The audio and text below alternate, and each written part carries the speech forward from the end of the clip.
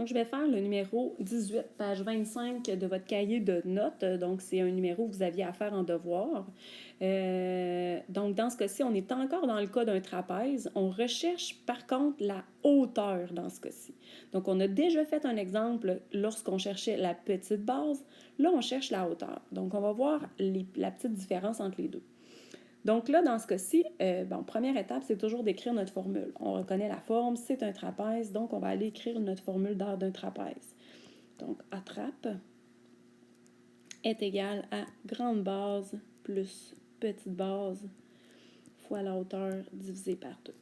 Deuxième étape, on remplace les données que je connais. Donc, je connais l'aire, qui est de 270, est égal à, je connais la grande base ici, qui est de 24, donc 24 plus la petite base qui est de 12 fois la hauteur que je cherche et le tout divisé par 2.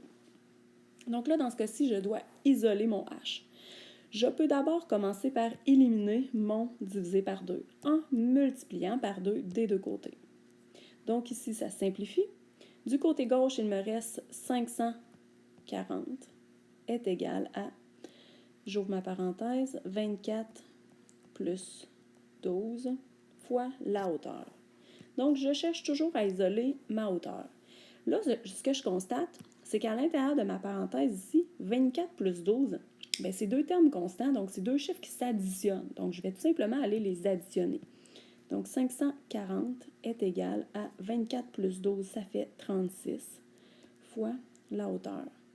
Et finalement, donc, le 36 est lié par mon H par une multiplication. Donc, je vais faire l'opération inverse, c'est-à-dire diviser par 36 des deux côtés.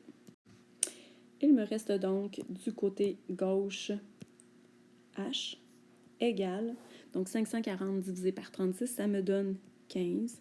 Et dans ce cas-ci, mes unités se trouvent à être des millimètres.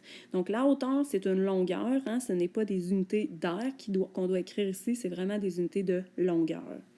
Donc voilà pour le numéro 18B à la page 25.